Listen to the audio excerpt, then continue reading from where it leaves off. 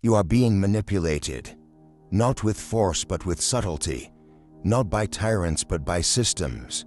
Invisible strings pull at your mind, through screens, through slogans, through a flood of content that feels normal but isn't.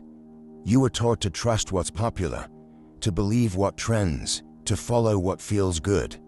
And while you scroll, while you nod, while you obey without noticing, something inside you is being rewired, not for freedom but for obedience. Raveteli, murder ivisiga, nairi shuzi you murder extrago li de wires, they don't want you wires, they want you distracted, addicted, tame.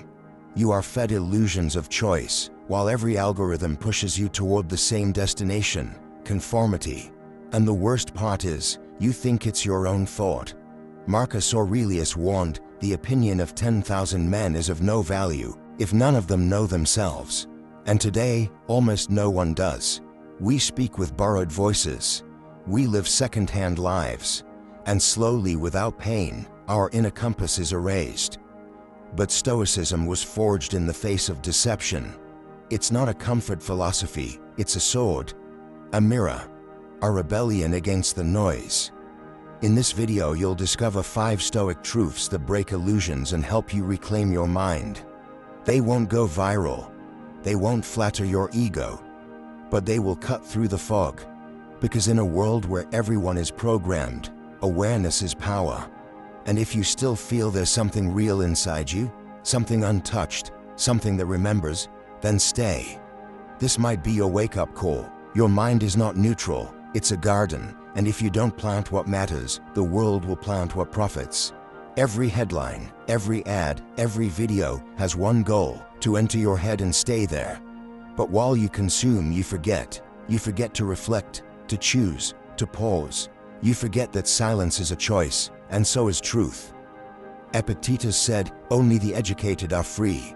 But today, education is not about wisdom, it's about programming. Schools train obedience, media rewards outrage, culture praises noise dressed as relevance. And you scroll, you like, you react. Without noticing, your mental space becomes a landfill of other people's thoughts. The Stoic sees this trap.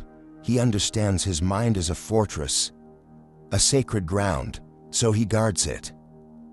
Not with isolation, but with discipline.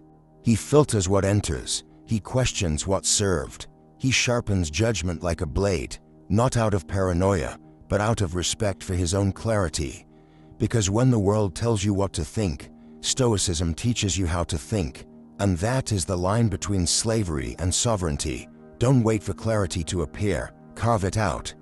Every day, every choice, every thought.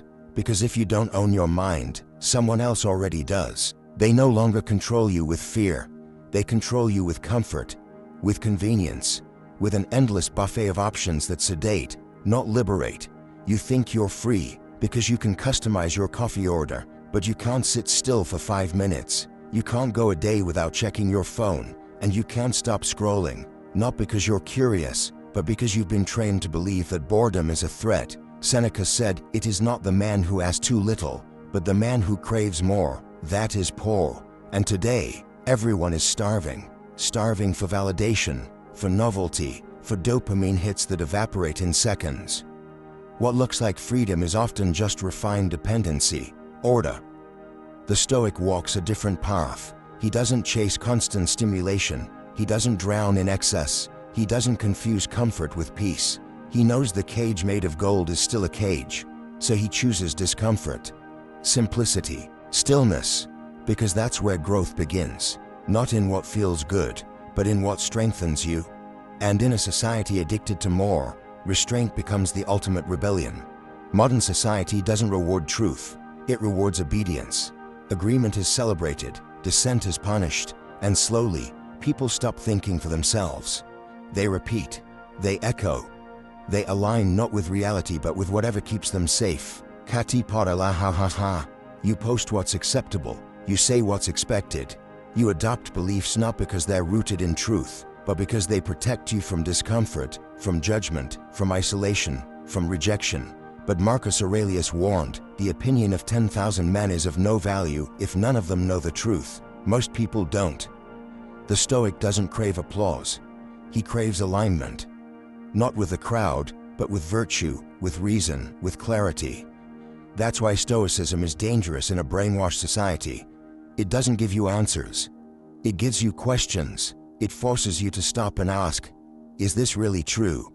Do I actually believe this? Or am I just afraid to stand alone? The world wants your agreement. Stoicism wants your discernment.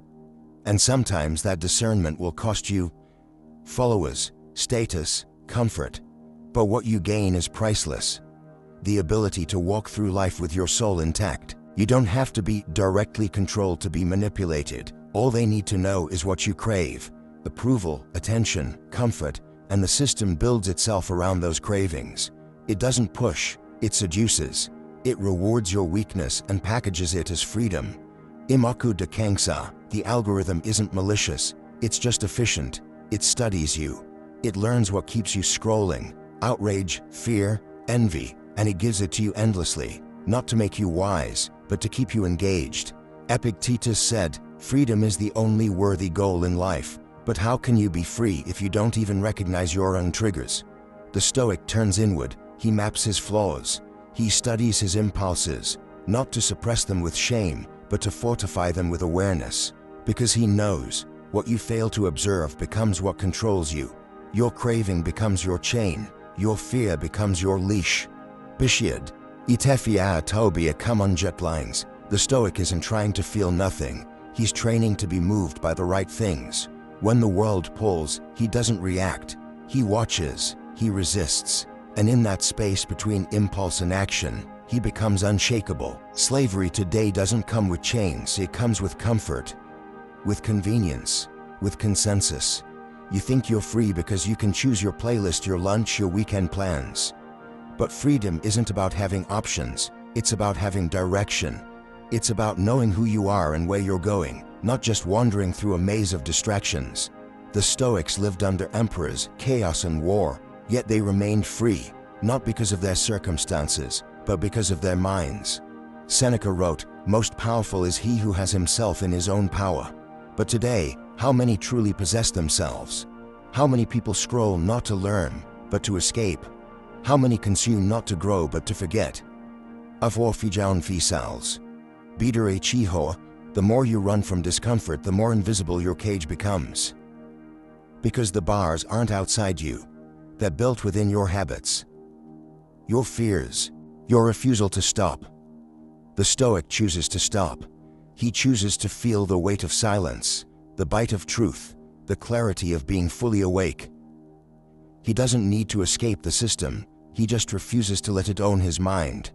And once you see the prison clearly, once you see how it was built, what it feeds on, and what it costs, you no longer need to fight it, you simply walk away. The world around you is not what it seems.